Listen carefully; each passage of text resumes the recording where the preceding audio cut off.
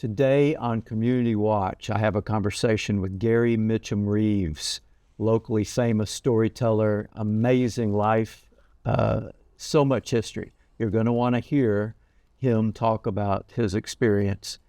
Don't miss the show. Community Watch starts now.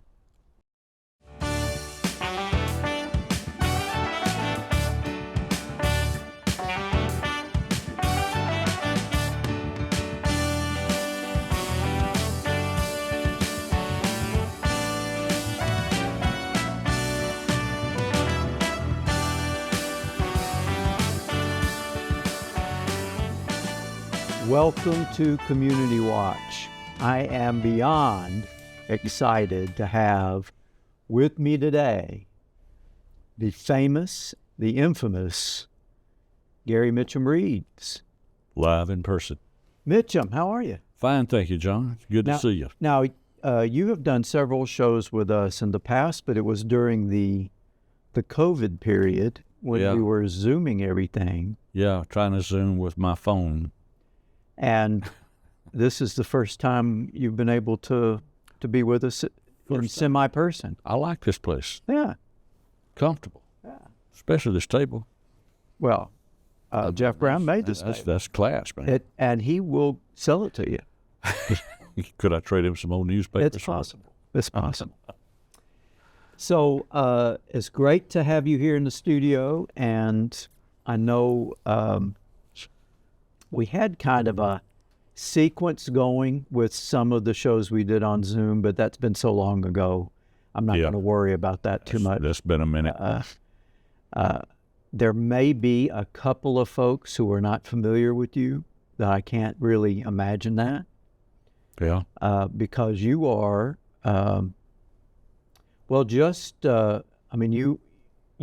your story has been featured in a season of the Undisclosed podcast.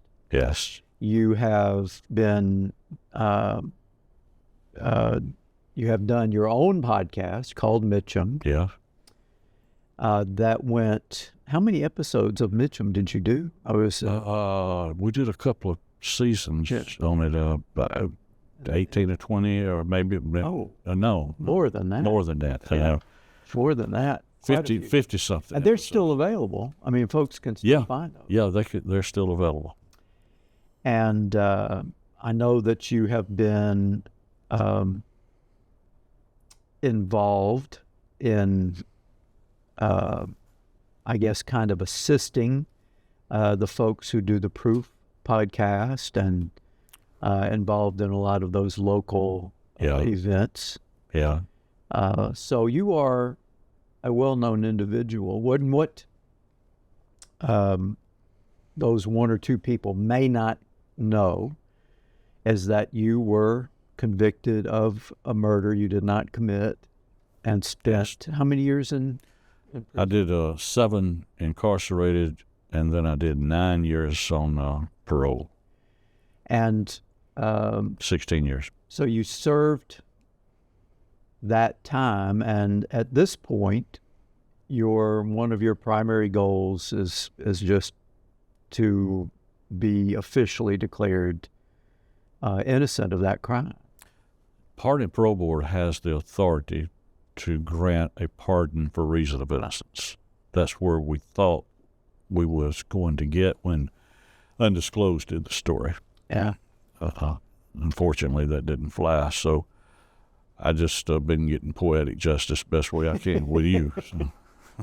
Well, I will say, if anyone has not heard that season of Undisclosed, it's fascinating. But also, your own podcast, Mitchum, it deals with that same period of your life, but also much more than that. I mean, you could go into more depth of it. You talk a lot about growing up in Rome and your family history and some of your background as a bootlegger. You know, some of your... There's no other way to say that, are there? It's an interesting word. You know, I wonder, I have to look up the source. Ridge runner. Ridge runner. Yeah. transport a Well, it's certainly worth folks' time to find that podcast, Thank you. Mitchum, Thank you. and listen to those stories. especially if you like history. Yeah, or just good storytelling, because Yeah. you were excellent storyteller. Thank you, sir. I didn't know that until we started doing podcasts. Well, I also had the opportunity to see you spoke at Georgia Highlands about a year or so ago. Yes, I enjoyed that. I was I really did. Scott Aikman's. Scott Aikman, he's from Kentucky. So y'all had some We had stories to share. Yeah, we did. And I know that was for, I'm assuming, his political science students. Yeah. Or possibly history students, as well as whoever wanted to come here. But that was a good session. I enjoyed that. Well, thank you, sir. We even had the 50 Ford down there to show out. First time ever anybody's asked me for an autograph. So at the end of it, this one guy, Scott, asked him to have anything he wanted to ask me, and the guy says, "Could I get his autograph?" I said, "I tell you what I'll do. We'll get the autograph and take a picture in front of the 50 Ford. I'll even take him a ride in it, But I thought that was cool. Yeah. It was fun. Well, that's a great vehicle too. Yes. And I know vehicles are a big part of your personal history. Yeah, the when we were doing the Mitchum podcast, there was a group of three people, 2 men and a woman, and they would do stories on podcast, reviews, and they did the Mitchum podcast. So I got an email from them and told me that what they were doing. I didn't even know what that was. They were going to do. They were in Ireland. They know me in Ireland now, pretty good.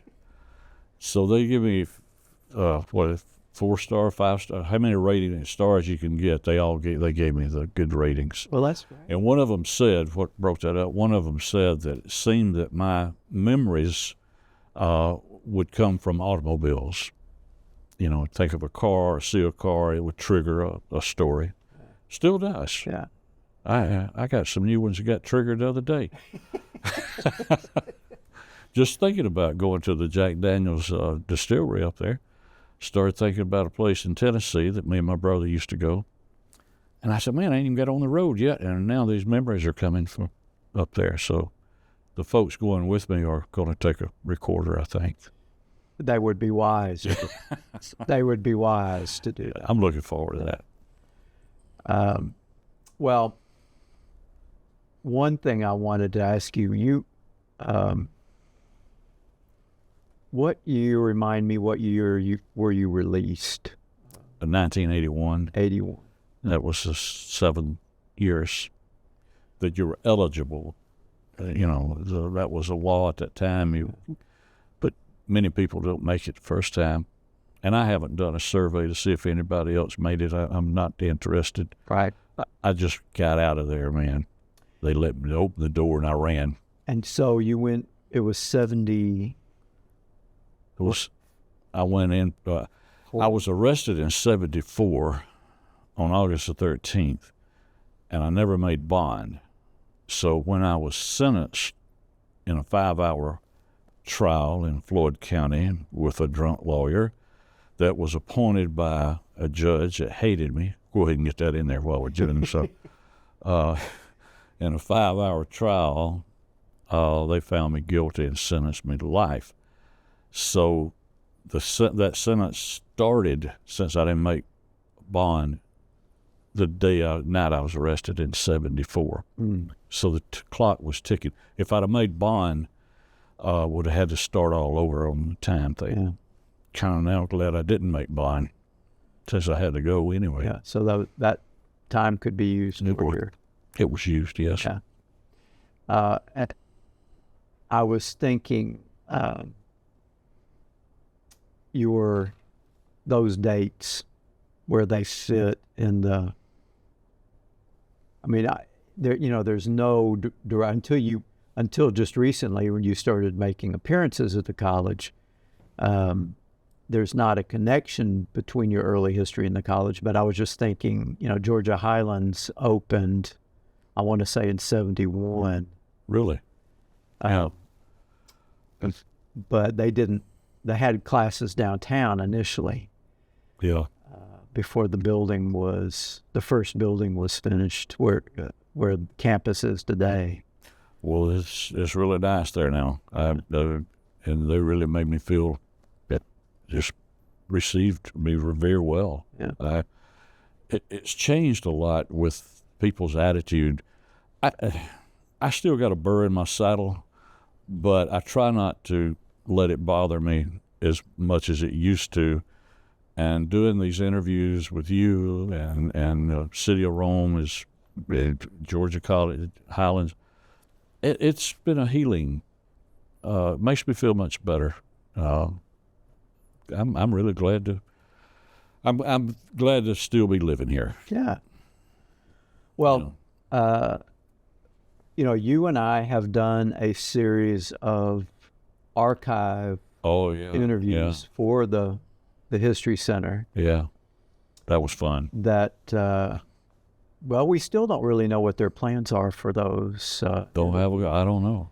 But they were fun. They will become part of the materials available at the History Center.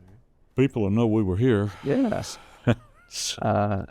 And, your story itself is fascinating, but, one thing that made it especially significant for the History Center was that, you remember Rome during multiple periods of significant change. The war times. You talk about Rome being, kind of a Wild West. Yes. Kind of town back in I guess it would be the 60s. 50s and 60s. I got introduced to it in the 50s when I was a very young kid with my cousin, Mitchum Reeves. He had the Fifth Avenue Cafe, beer joint. Across the street was Rome Bar and Grill. Then you had the Bumblebee. Man, there were beer joints all over the place. Fifth Avenue is what would be in that area now, the Foundry? As soon as you cross the bridge, headed north Fifth Avenue, right there on the left, the building is still there. Really? That was the beer joint. Yeah, it was a cafe. Golden Locks, or they sell gold and buy gold there. Now that was the building that was Fifth Avenue Cafe.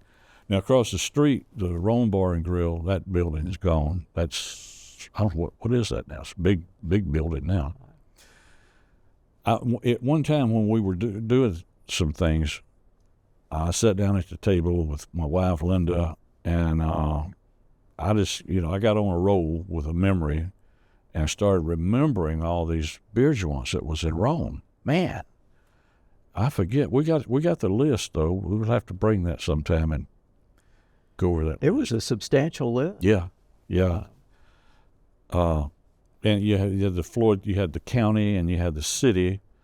If in the county, at one time when we had a beer joint in the county, you could stay open till 2:00. The city closed at 12. Mm-hmm. Now, except Saturday night, everybody got to close at 12 because you got to get sobered up and go to church. So, give you a little time to drink some coffee or something. Yeah. Well, we are almost out of time for this segment. But I want to pick up with that because I find the comparison Rome then and now is pretty interesting to me. Much different, yes. Please stay with us. A lot more with Mitchum Reeves. Do not go away.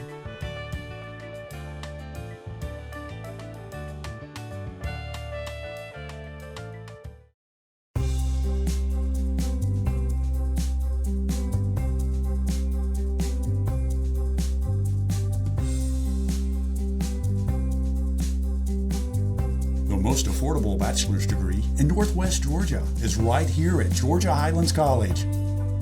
High quality and career focused. That's what you can expect at GHC. Apply Apply today at highlands.edu.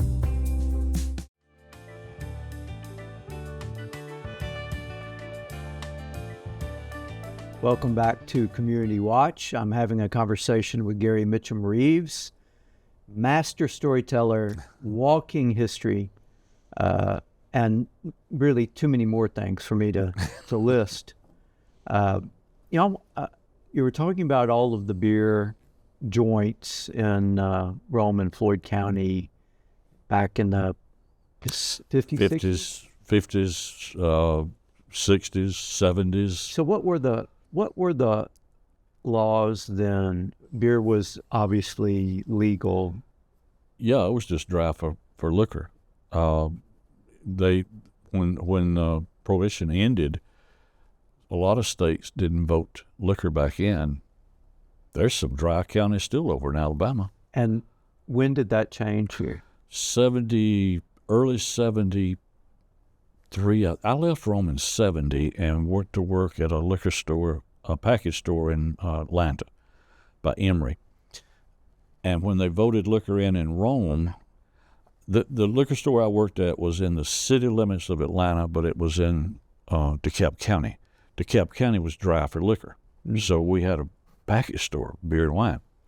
They voted it in early 70, I want to say 73, when they finally voted it in here. And was that city only or city? No, that was city, you know what? And when they voted it in, I think it was just for the city. It still wasn't available. A liquor store wasn't available in the county. It was only packaged too. Because I remember Dean Street was first. I moved to Rome in '83. Restaurants in the county, some of them would allow you to brown bag. Oh yeah, yeah. So I assume liquor must not have been. It wasn't. And for sale and on the premises, you couldn't go in. Finally, they got it in the city, and in 1974, I know they had the old Ramada Inn had a pouring license, so they had a bar there, but there still wasn't any bars or restaurants in the county. They must have done that after I was gone. Yeah, I had to leave town for a little while back then. So. Your career during the bootlegging period was something that people needed because of those laws, right? Because liquor was not available. Yeah, I think you could have a 1 quart per person or family or something. And you'd have to go to Atlanta or Chattanooga to get it. Mm. And now the moonshine business was still going strong in my days. I got started in it at 14 years old in the early 60s. So, but then it was strange. You had moonshine bootleggers that would sell it by the pints and the half pints to go. Then you had out in the county and a few places over around Scants Corner in that area had shot houses. You could go to that house and you could drink whiskey by the shot, play poker, whatever. They'd have some entertainment going with the music, poker games, usually a pretty woman. Several pretty women, matter of fact. Just triggered another memory. I got to get off of that one. But then you had the bonded liquor bootleggers that would only sell pints and half pints to go. You could go to their house and they'd have a certain door or window you came to, and life was simple then. Though they had pints and half a pints. You could get bourbon or blend. That's your choices. $5 for a pint, $2.50 for a half pint. I liked those days. Life was simple. And what you did largely was supply. I was a big supplier. I was a transporter. I brought in both. I brought in bonded liquor out of, Chattanooga and Atlanta. I had a couple of places that I could go there. I was there in Atlanta in a bar waiting on my car to get loaded, and I was having to lay low because the cops had been riding around, and that's where I watched the landing on the moon. It's my memory. That's the first time I've heard that. John, there's so many that I never know when one's going to come. I was just thinking, we Georgia Highlands now offers a bachelor's degree in logistics and supply chain. Yeah, there you go. You started that early research into logistics and supply chain. How about that? Yeah. And I enjoyed it. Yeah. Now, you have talked about how in those early years, Rome was a fairly dangerous place. It was. Yeah. And was it because of the liquor business, the moonshine business, or other reasons? That was a big part of it. And then for some reason, there was a lot of guys here in this area. If they couldn't find somebody to fight, they'd fight each other. I mean, it was just, they loved just some of them were stone cold idiots. I look back on it now. But there was a lot of prostitution going on here too. This was how the brothel Peggy's was created by the powers that be, because a lot of the military was coming in here. And Battle State Hospital during the war years, that was a German prison camp there. What? Yeah, Really? Yeah, that was and the airport, Russell Field, the Navy was using that area for training. So then a lot of the guys, the military guys that was coming in here for different reasons, the prostitutes was robbing them and everything, so they needed a safe house to go to, and that's how Peggy's got going. And she got, they backed her for years because it was safe. And fairly famous. All over the world. You got military men coming in. I was in, I think I've told you, I was in New York City one time in a truck hauling some stuff. And I pulled over. I think it was in the Queens section of wherever it was. I was filling up, and the guy could tell I was from the South the way I talked. So he asked me where, and I said, Rome, Georgia. And he said, oh, man, yeah, I know about Peggy's. So you never knew. You got these military guys, and they tell the stories of Peggy's all over the world, so it got pretty famous. But your question was that Peggy's, nothing bad happened there. She had security. Where it seemed to happen at would be in some of the rougher beer joints. Now, there were some you could call a tavern. Mm-hmm. You could go there. They're kind of boring, really, though. I'm thinking of one, the Carousel, up on North Avenue, going to Riverside. That was the Carousel. I don't even think they had a jukebox, man. But they sold food, and a bunch of fellows played chess. Well, I never played chess in my life. I wanted to go listen to the music and see the pretty waitresses. Now, those are the places that something could just happen anytime. And the problem would be there'd be maybe some guys at one beer joint, and they're going to leave that one and go to, say, my beer joint, and then there's somebody in there that they'd had a problem with. You know, the most dangerous place in Florida County at that time was a Waffle House. Really? Dangerous place, because the joints would close, and all the people from every joint would go to the Waffle House. Well, somebody's going to shoot somebody, or or shoot at them before the night's over. So yeah, it was the most dangerous place of all. Wow. Well, when you were released from prison in the early 80s and returned to Rome, had it changed dramatically then? Oh, yeah. His big time changed. It was what civilized it was when they voted liquor in. Mm. Once they got liquor voted in, and people it brought in a different type of caliber of people. They could go to the Holiday Inn, you could have dinner, they could have a drink.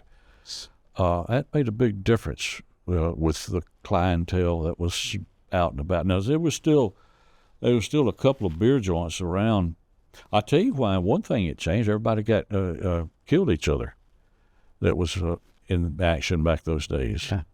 They just died out, man. In 1968, there was, and I've got the newspaper articles of the, I'm going to say 8 or 10 killings in 68. Now, it's one thing to know about that many shootings in one town, but it's another thing to know each person involved. I knew the killers, and I knew the person that was killed. Wow. In all of those shootings. It was just crazy, man. I wonder if you haven't reflected some on how lucky it is that you are even here. I mean, considering all the things you went through and witnessed and people you were around and the business you were doing. Yeah. It's really kind of remarkable. My wife calls me her living legend. With the shootouts, and when you got the bookies, one guy and I had some serious problems. I mean, I got along with people. I only had a couple of people that wanted to kill me, and both of them were crazy. So when you got a bookie and they're taking bets on who's going to kill the other one, yeah, that happened with me. They were taking the bet, and this guy had already killed a couple and had already shot somebody a few times, and I had never shot anybody or never killed anybody. I think he was the favored winner in the bets, you know. But I did outlive him, and I outlived them all. I don't have the only answer I could come up with was, I'm not a religious person, but boy, I had a sister that was. Yeah. She was a praying. I think that might have had a lot to do with me surviving. Well, I know that folks who have listened to you on the podcasts, your own podcast, Mitchum, and at appearances you've made, not only at Georgia Highlands, but at the History Center, Yeah. are grateful that you made it through, because you are a pretty amazing storyteller. I never imagined, I could never see this day back then. Yeah. I could never see us sitting here, and even when I got out, in 81, I wasn't received too well in the community. So this is a big change, and I'm happy that to be here, and that I can still remember these stories, and they keep coming. They keep coming, man. I can't, and they keep pulling me back in. Well, we are almost out of time, but I hope you will come back and share some more stories with us. Well, I'm always honored to be here, John, with you. Well, thanks for being with us this time, and thank you for joining us on Community Watch. We will see you next time. Bye now.